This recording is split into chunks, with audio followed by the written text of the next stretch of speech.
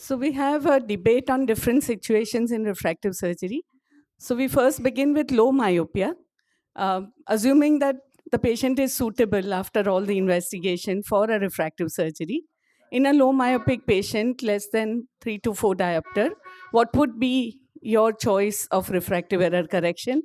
Dr. Syed Maz would be talking for surface ablation, and Dr. Nitin Balkrishnan would talk for LASIK for low myopia. So Dr. Syed Maz, please.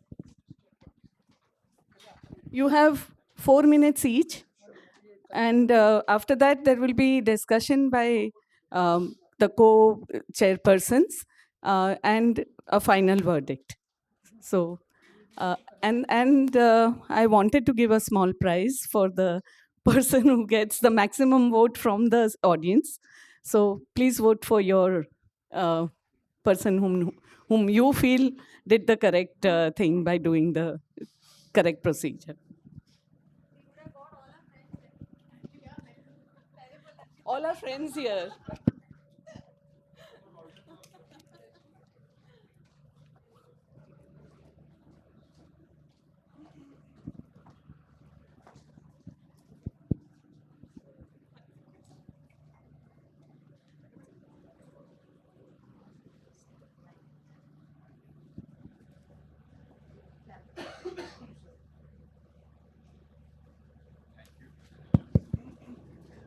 Good afternoon, everyone. Thank you, Dr. Rupal, and everyone organizing this for this unique this thing. I think with the this is first for me to speak on water. We have always spoken on land. Now this is the first time we are speaking on water, and hope next time we'll speak on air. And the final would be underwater submarine sometime later. Right, yeah. Anything is possible. We don't know. So uh, for my fellow speaker, I think this is a no-brainer for me. Low myopia, I would definitely go for a surface ablation. How to go back in this? Right. Okay, the person who loses is going to be thrown into the water. Okay. Your choice. So let's start with pre-op. In pre-op, low powers. If suppose someone, most of the patients who we get for low power corrections are the ones who want to join uniformed forces or are into contact sports. Then this is a no-brainer that you would do a surface ablation for them. Now, if you have a patient who's very anxious and you might have chances of suction losses, then again, a surface ablation would be the procedure of choice. Even if you have a bit of mild to moderate dry eyes, a recurrent corneal erosion, or an epithelial basement membrane dystrophy, in initial learning curve, a deep set eye would be an issue for someone to initiate the suction. And if there is any history of retinal detachment, I know that we are doing this in low myopes, but even if you have a history of retinal detachment in the family, it's always a good idea to do a surface ablation procedure.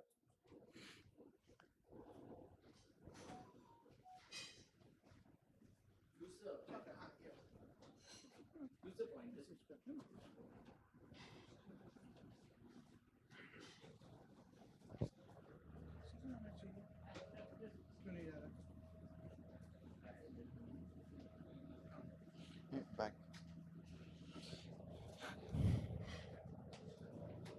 And intra-op, everyone knows that. This is back. This is back. So intra-op, we all know that a surface ablation is almost a no-brainer, given the fact that our retinal colleagues tell us that when your surgery ends, our surgery begins. So they do a scraping and then their surgery begins. And when we do a scraping, our surgery ends. A procedure cannot be more short than a surface ablation. You might take about 20 seconds to ablate, and now with the newer laser, you might ablate in about 5 to 6 seconds. So a sub 1 minute surgery can be done. And now with the newer modalities, I don't need to say that there are already people advertising a lot about that on Google and YouTube about whatever we have, and I don't have any financial interest. So they are newer modalities by which people are also upselling the surface ablation by using newer and more fancier words. And in the post-op, definitely, if there is an overcorrection, we can modulate the wound response, which is not possible in a case of LASIK, by stopping your steroids and starting an NSAID. And that way, we can modulate the refractive outcomes too. So, and then finally, it is a very cost-effective way of doing it. The only cost would be the gas exchange which you take, and then you can do as many procedures as possible without any recurring costs of the LASIK surgery. And now, as if it was a very difficult procedure, people have made it more easier by having the trans PRK, where the only skill set required would be how to place a speculum, and after that the surgery is over. And then you can also give very nice fancy name to the procedure which you are doing. Last it will be PRK, but before that you can add any number of vowels and consonants to it, and also increase the cost of it. So this way I feel that surface ablation would be a better option than a LASIK procedure.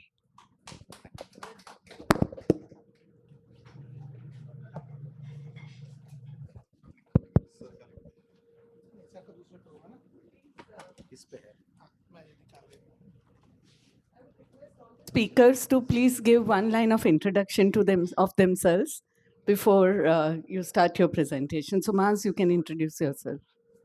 Just one line, huh? Not a paragraph. Right.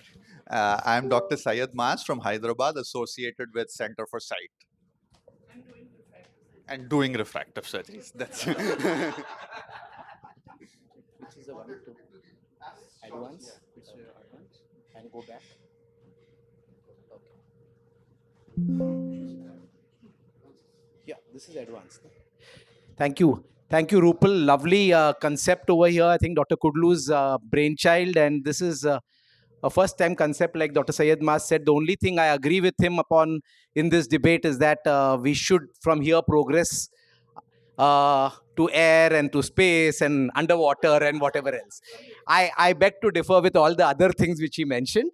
So I'm Dr. Nitin Balkrishnan. I practice in Bombay doing refractive surgeries for the past 20 years.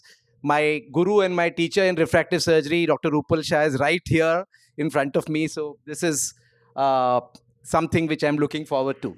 So let's define what is low myopia. We define low myopia as any myopia with 3 diopters or less. I agree with Dr. Mas that suspicious topographies, thin corneas, procedure of choice would still be a PRK. Yes, no doubt about it. But a low myope with a normal topography, normal pachymetry, well, my first choice would definitely be a LASIK procedure. Now, the reasons for this is very simple. In the immediate post-operative period following a PRK, we very often, and we all have seen it over the years, in spite of wound modulation, in spite of various other factors, there is pain, in spite of the contact lenses with AccuVeil used, in spite of the MMC used, there is haze, there can be prolonged epithelial defects.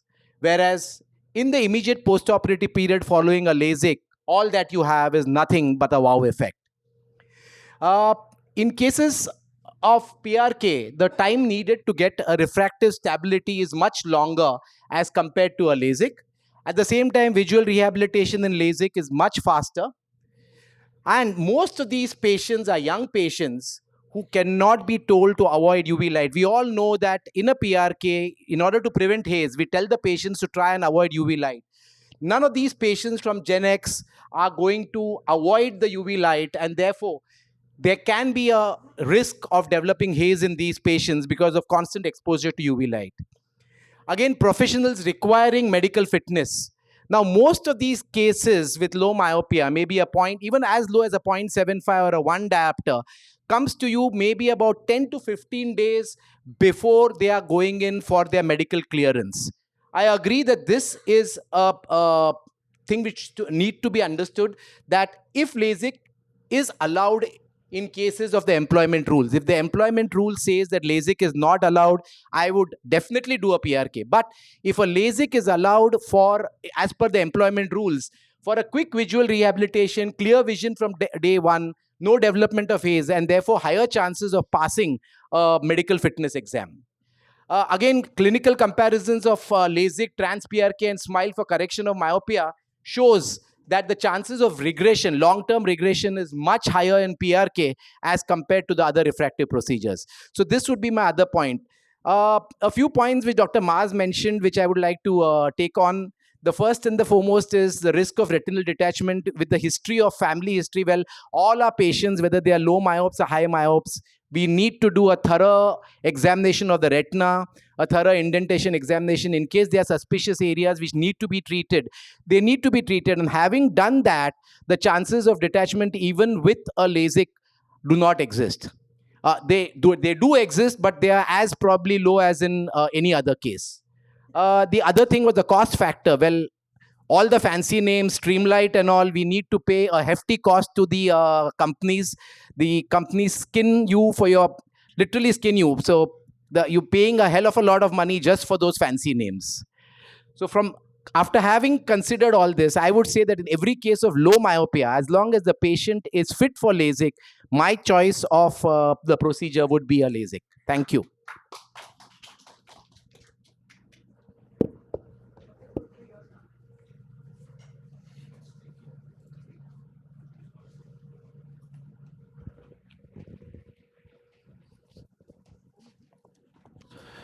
Yeah,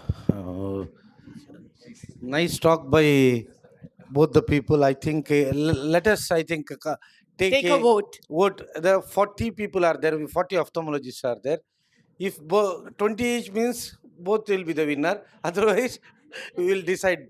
I think for PRK, who and all tell that PRK is the best. Please raise your hand. 1, For low myopia.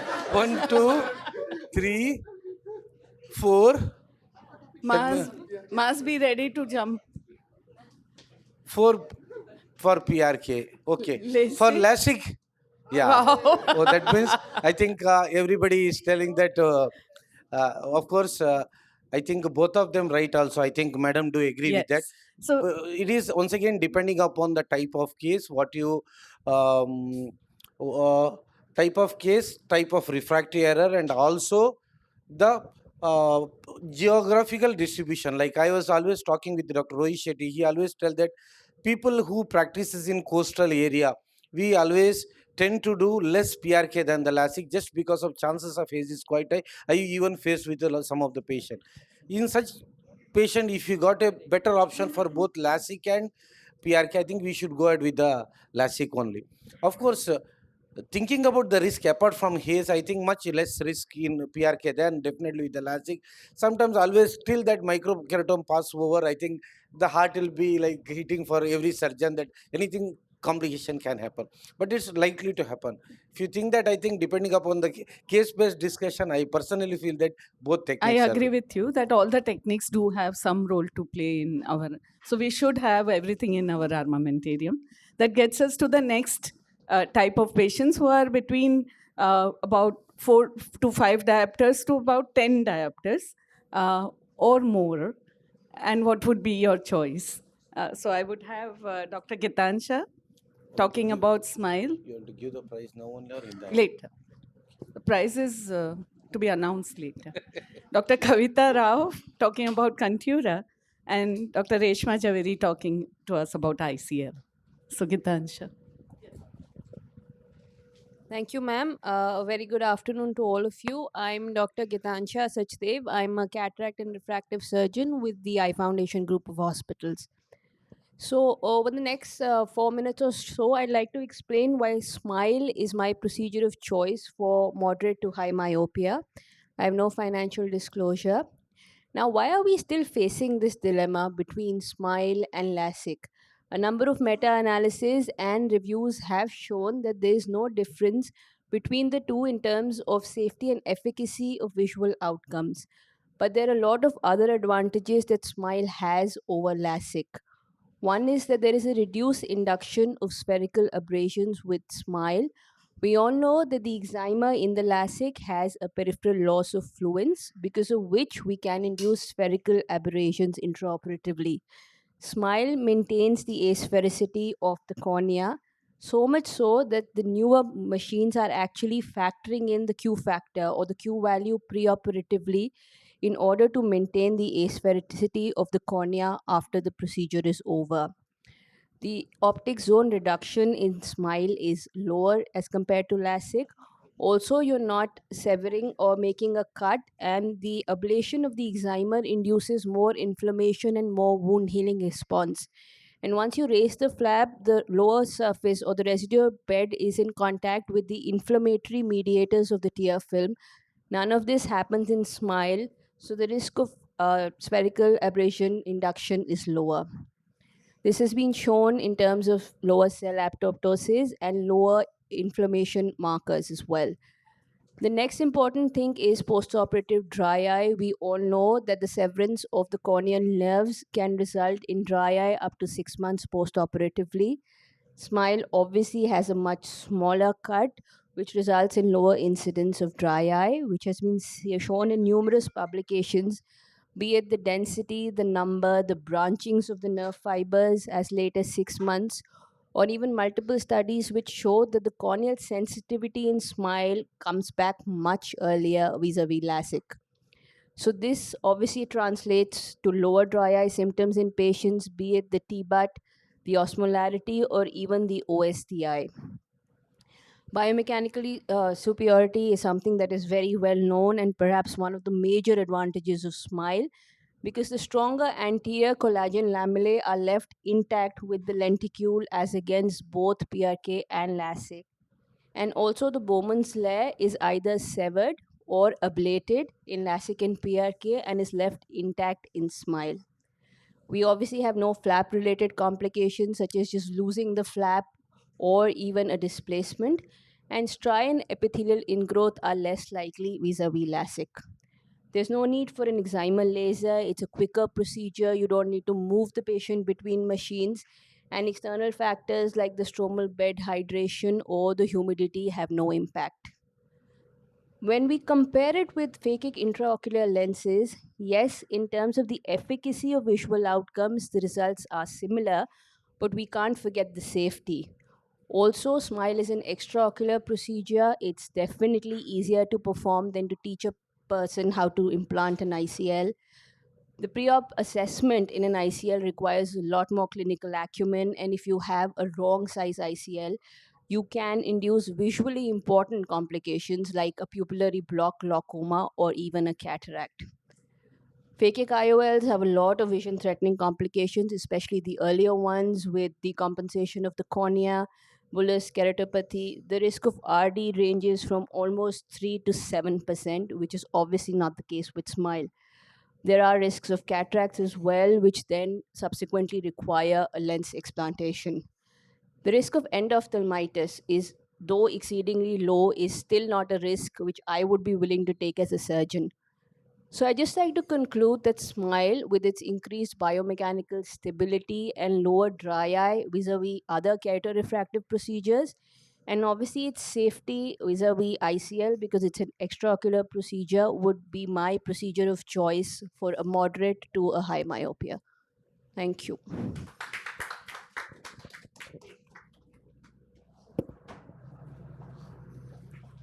Next we have got Dr. Kavita Rao.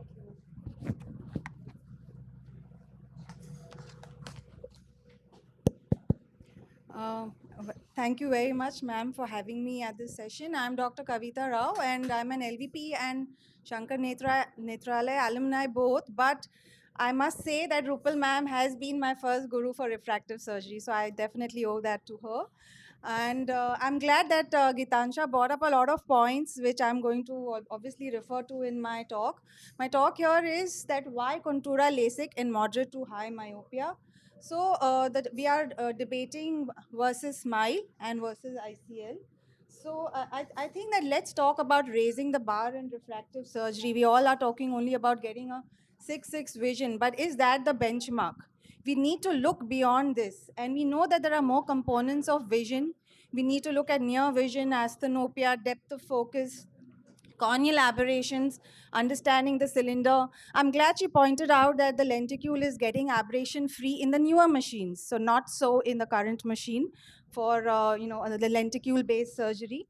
So like she's also said, we need to understand about Q value, asphericity of the cornea, corneal aberrations. So just a quick revision, a normal cornea is prolate and its negative aberration. It means that the shape flattens from the center to the periphery, and in a sphere, basically it steepens towards the periphery. So when the pupil becomes larger, if the cornea has spherical aberrations, you get all those night vision symptoms. So how is Contura laser different?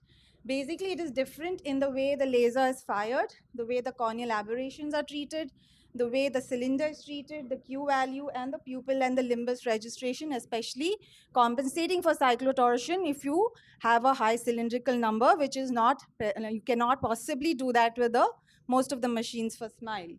Now, how is it different?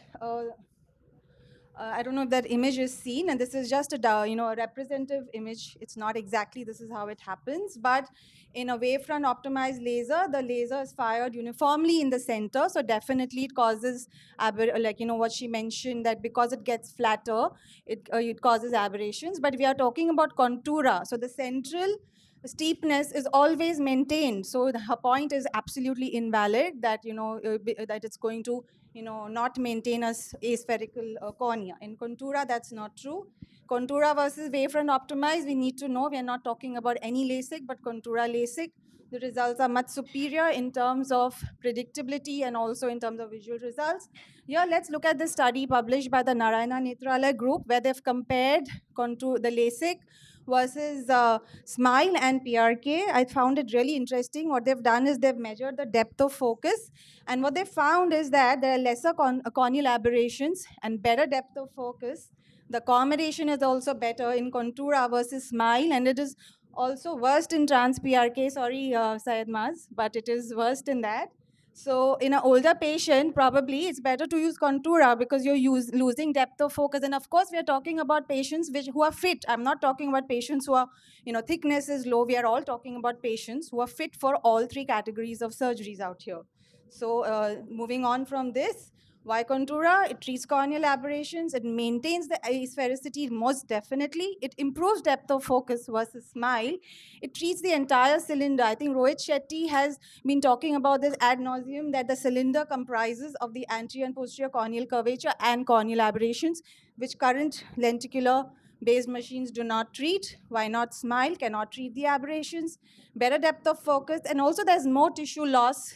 To the best of my understanding, I do all the three techniques of surgeries, and I definitely feel there's more tissue loss in SMILE versus LASIK.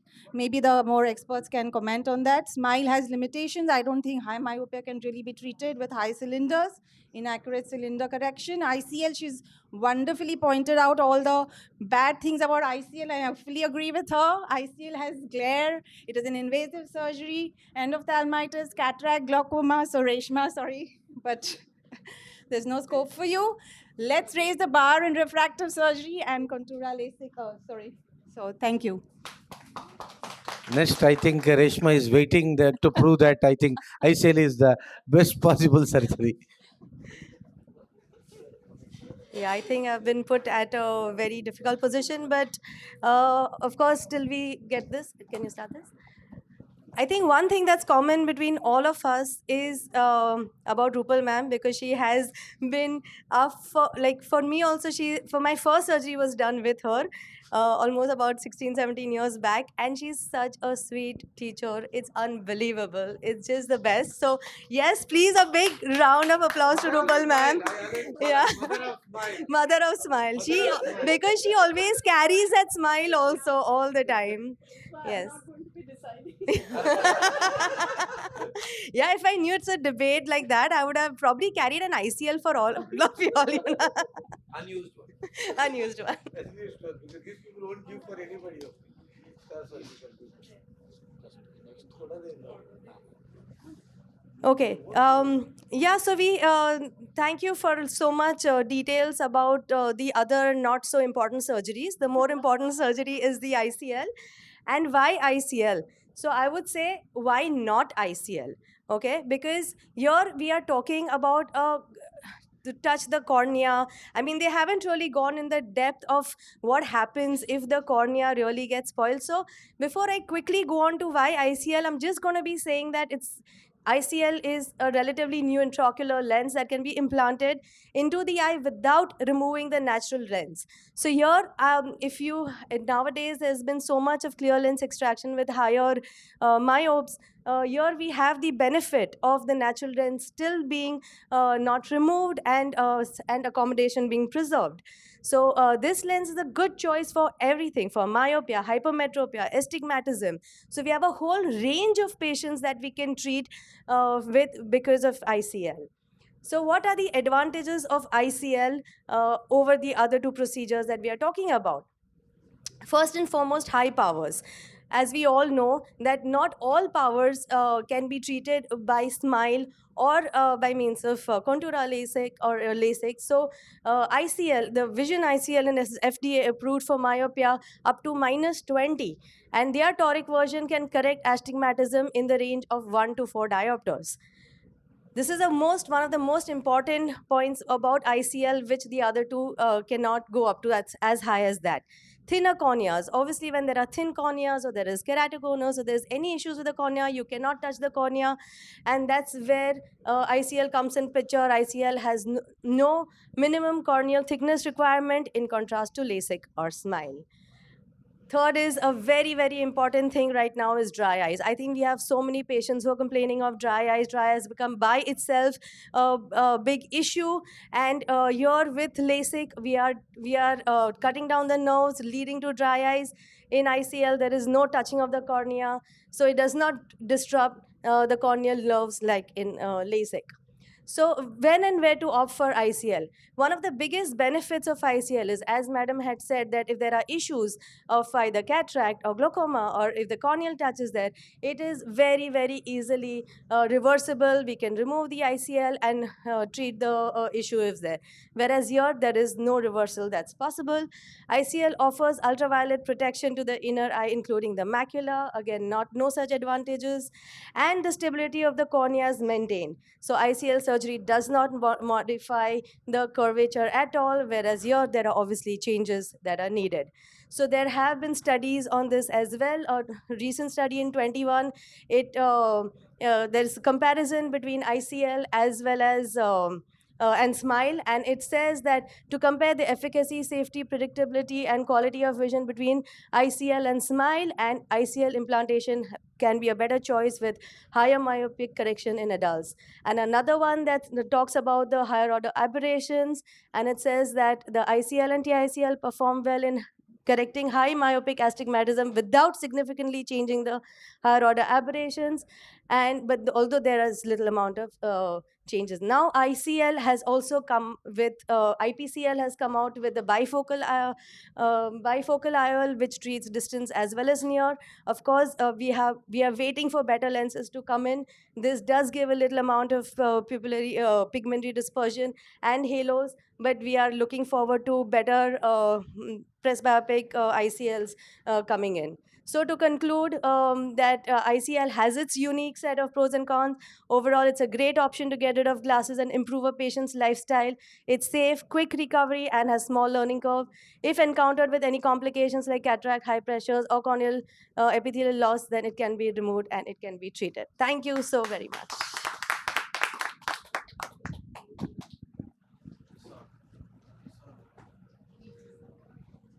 So we'll start with the show of hands. Let's have a vote for SMILE. Okay. No, if you have all the machines. If you have all the machines, then the patient is fit for everything. So we have 1, 2, 3, 4, 5, 6, 7, 8, 9, 10, 11, 12, 13, 14. Is it because you want the machine or you want the patient to get SMILE? The second is Contura. Contura. 2, 3, 4. 4. And this is also if you have all the machines. And last is ICL, for which you don't need any machine. Can we put our legs also? Okay, so I think we have... I think if you enjoy surgery and you're a good surgeon, you really enjoy smile. But you need to market smile because Zeiss doesn't know how to do that. And if you want somebody to do the marketing for you, then you should buy Contura, and it is really the simplest procedure to do. I mean, I think after PRK, Contura is simpler. But the thing is that I think Contura is definitely an advancement in terms of being a faster laser. The visual recovery is great. And finally, ICL, I think it is a great tool for people who don't have access to machines, and patients still need the visual freedom from glasses. And for us, 10 diopters is really a cutoff. So for suspicious topographies and for very high, we always gravitate towards the ICL. So thank you all. Thank you, Ritika. So for the next debate, we have Dr. Sharon D'Souza.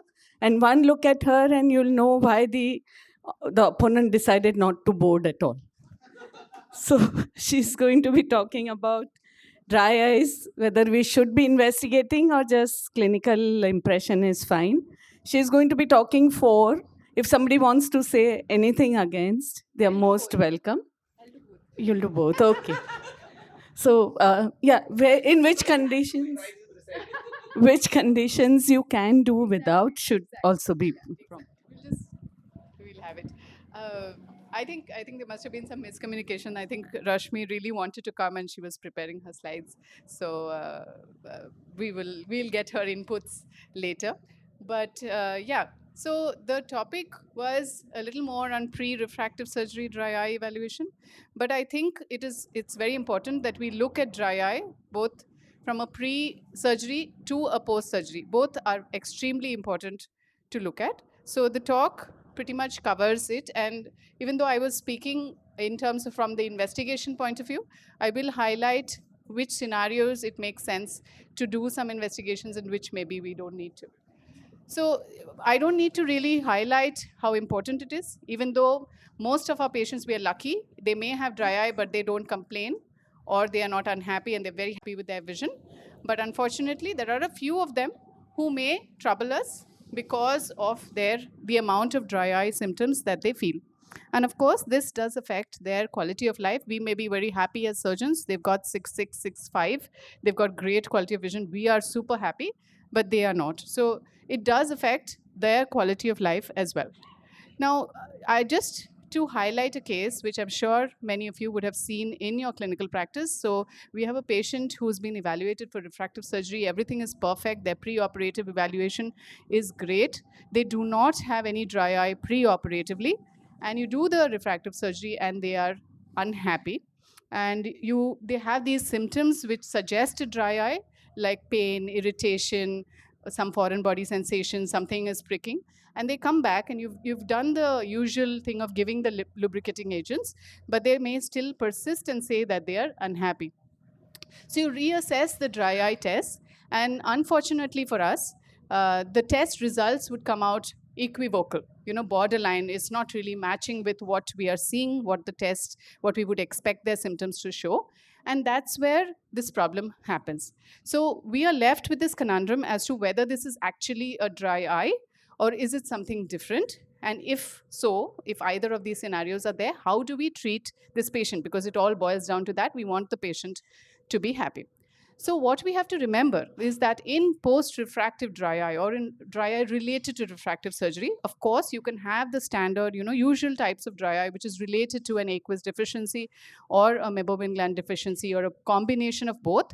But there are a lot of other factors which also come into play. One being the transection of nerves, which affects how the reflex secretion is of tears from the eye. The blink rate, because the sensations are a little lower, they can have a reduced blink rate, which also affects their, the kind of dry eye they might have. In large degrees of correction, they can have some curvatural changes, which again would result in an instability of the tear film. The mucin also changes because of intraoperative time, the amount of drops they're using, toxicity on the surface, light during surgery. All of this affects the mucin. And of course, there is a concept of neuropathy. So if you look at all of these, we must realize that in such a scenario with so many different things happening, all cases may not get diagnosed with our Schirmer's, T-BUT, and staining because there's a lot of other factors which could be contributing to their symptomatology. So the identification of that underlying etiopathogenesis in that subset of patients who does not fall into our regular dry eye would be very, very important and help us to treat them further. So as I was saying, there are multiple risk factors for why a patient of refractive surgery may develop dry eye, and that's related to some of their inherent characteristics and some surgical related conditions. But irrespective, and this was a paper we published regarding the algorithmic approach to the diagnosis and management of these patients. So as I was saying, just to look at it a little deeper as to what causes dry eye in these patients. So whether we are doing a LASIK or a SMILE or a PRK, there would be some amount of nerve damage. We do understand that PRK has the least, SMILE has also very little nerve damage comparatively, and LASIK does have some amount of nerve damage. What we must remember is that this does improve. There is some amount of nerve regeneration, and that regeneration happens over a time of 3 to 6 months, maybe a year, some patients even many years. Until their nerves regenerate, they may be symptomatic. So we must remember that that is something which is not in your control and can be explained to the patient. We can, however, check this. So if you're suspecting that a patient has problems related to the nerves and is persistently unhappy, then this is something that is concrete and can help us explain to the patient as to why they may have this problem, and that's where a confocal would be useful in a patient like this who, after 6 months is still complaining of such a problem. Another thing is the blink rate, as I was saying, is due to the reduced corneal sensitivity and the curvatural changes. Pain without stain is a completely different problem, where because the nerves which regenerate are not normal. So they may have abnormal nerve endings and result in what we call microneuromas, which then result in pain because they are abnormal and they trigger differently and can cause pain. None of these can be picked up by our normal routine screening for with our Schirmer's and T-BUT. Most importantly, we have to try and pick up any possible abnormalities of dry eye pre-operatively, because even if it is a mild change, it is important to explain to the patient about this pre-operatively, so that if you are operating the patient and they have a worsening of the dry eye, they don't, they are aware of it, they are prepared for it, and they know they have to use the medications for a little longer, because at the end of it, that's all we're going to do. We're going to be continuing the medications for much longer, maybe add on a little more of anti-inflammatory, steroids may go on longer, cyclosporin may go on longer, but they are already prepared for it.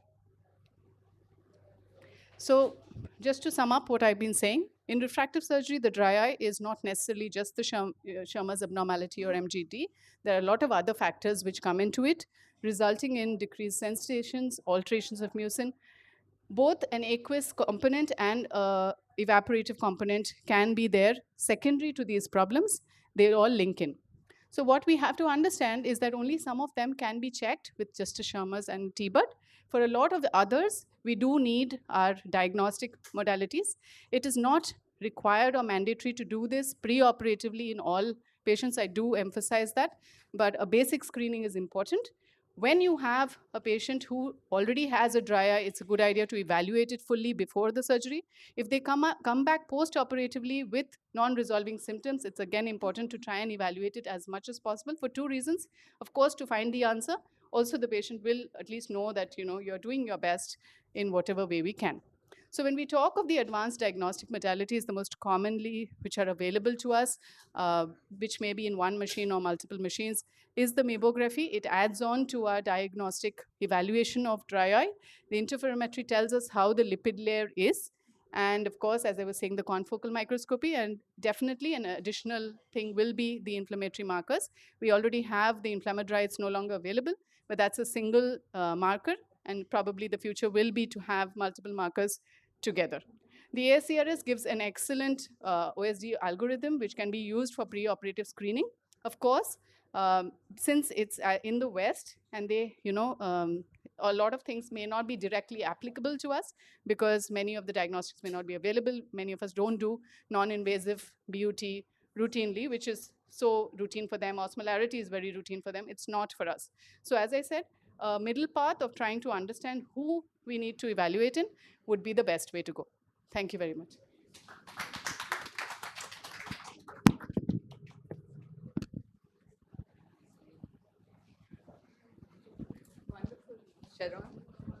This was really beautiful. You covered everything very well. And I think she deserves a big round of applause. Any questions for her since we don't have a debate? If you have any questions, you can ask her. Otherwise, we move on to the next debate, the final one, where we talk about if there is a suspicious topography, would you leave it alone or would you go ahead and do a procedure like ICL? So Manpreet will talk about leaving it alone.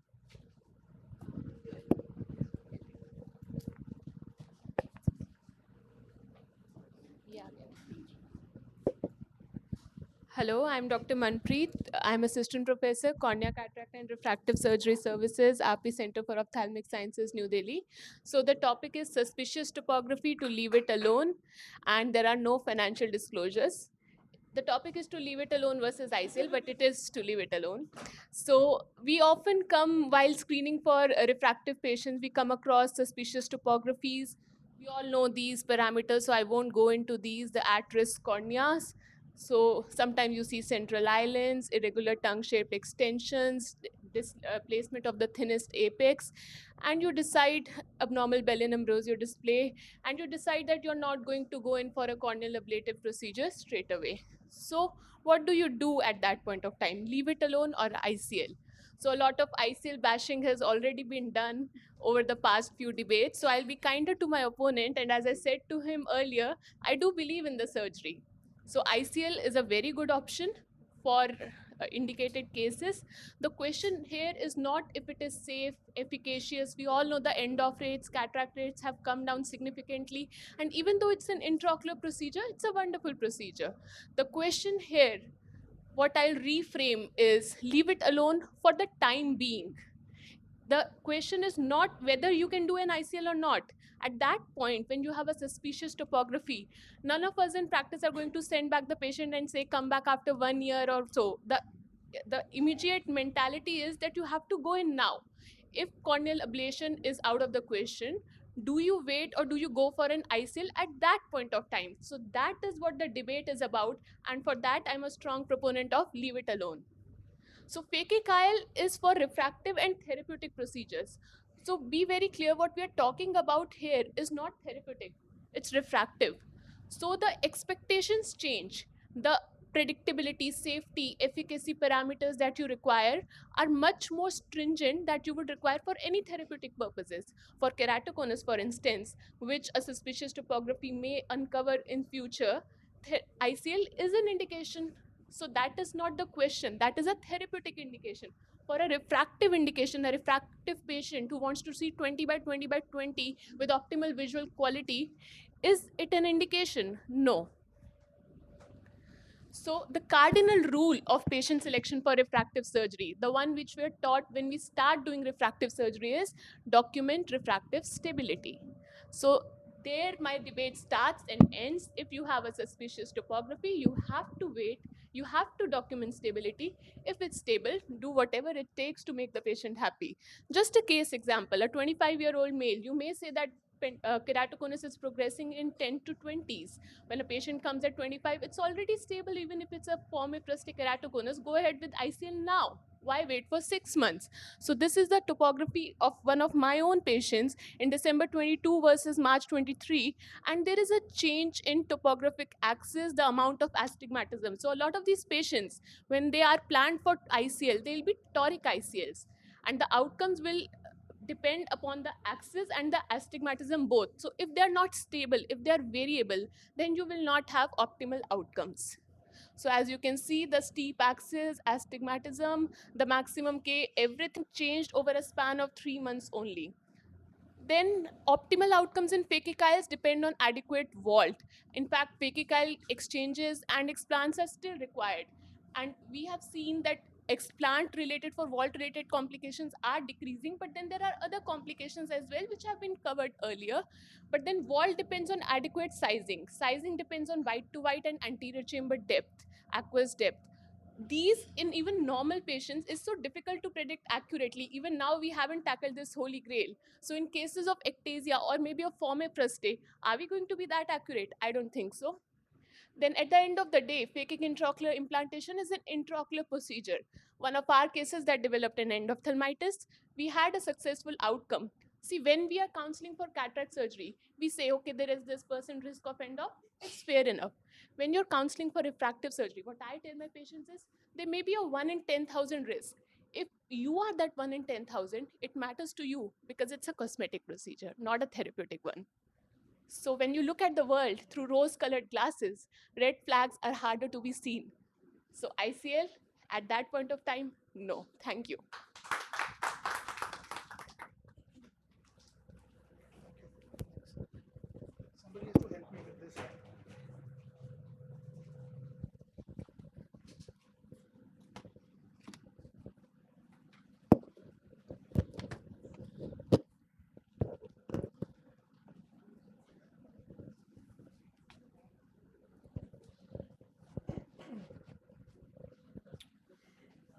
Thank you. Right. Good afternoon, everybody. I think it's a wonderful experience to be speaking in a cruise for the first time. And Dr. Manpreet is a faculty name, so she can afford to leave them alone. I will not leave them alone. I would rather do an ICL and then leave them alone. Right. So basically, if a patient has myopia, there are three. I mean, as we all know, we have three different ways of treating myopia. One is to change the corneal power, one is to change the power of the lens, and the third is to introduce a new refractive surface, which is an IOL, which does not interfere with the corneal curvatures at all. So basically, for introducing a phakic IOL, the inclusion criteria would be looking at the AC depth, the endothelial profile, iris shape, and the pupillary size also. So an anterior segment OCT is of immense importance, as the company says that, and if the AC depth is more than 2.8, then why not? The white to white is extremely important. There is a difference between white to white, angle to angle, and sulcus to sulcus. The white to white is what we generally consider in the clinical practice. Endothelial cell counts I generally measure before surgery, after 3 months, and after a year also, because these endothelial cell counts generally show a decline, and I think it should be maintained for almost the count should be regulated for almost a year. Size does matter. A short ICL would decenter, there would be a small vault. A long ICL, there would be an excessive vaulting. And if there is no vault, then there can be chances of a subcapsular cataract. Well, there's a concept of bioptics where we would first implant an ICL, and then if there is a residual correction, then we can fine tune it with an excimer ablation also. Nowadays, with the advent of PRK extra, even in cases of suspicious topography, you could first go ahead with the toric ICL, and then after the refraction stabilizes for almost 3 to 6 months, you can do, assess how much the residual astigmatism is, and then do a PRK extra in these kind of cases. ICL in suspicious topography, I think the refraction should be stable, as Dr. Manpreet said that she did have a case where patient did show changes over a period of 3 to 6 months. Generally, cases of keratoconus or cases of forme fruste generally do not show progression after the age of 28. 99.7% of the cases of keratoconus stabilize by the age of 27 or 28.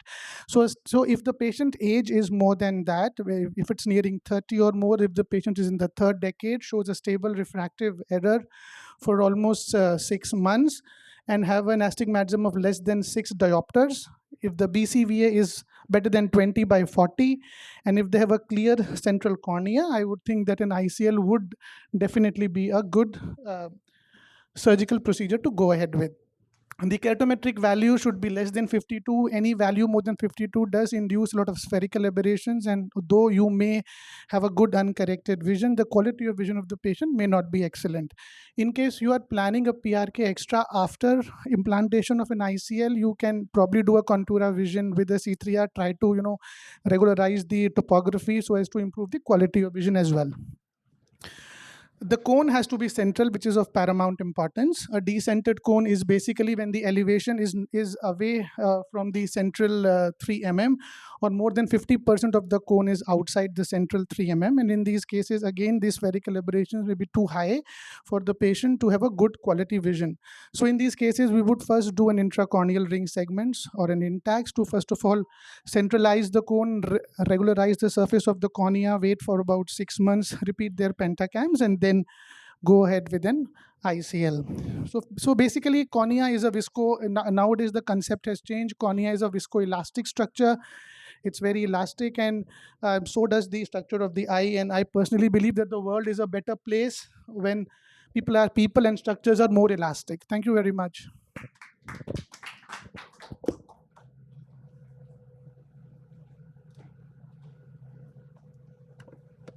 Good, Lou. So, yeah. In fact, last time we did that keratoconus meet in Udupi.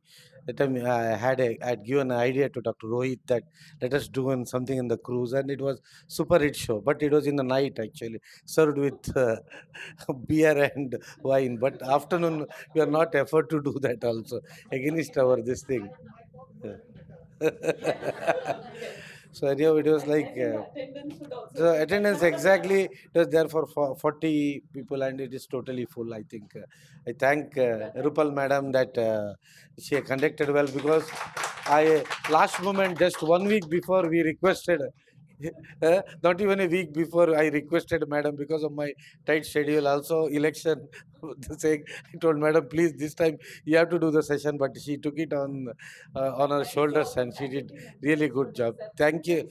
Thanks for every attendance to attend this session. Thank you. Can enjoy the. We wanted to finish this as fast as possible, at least half an hour for relaxation.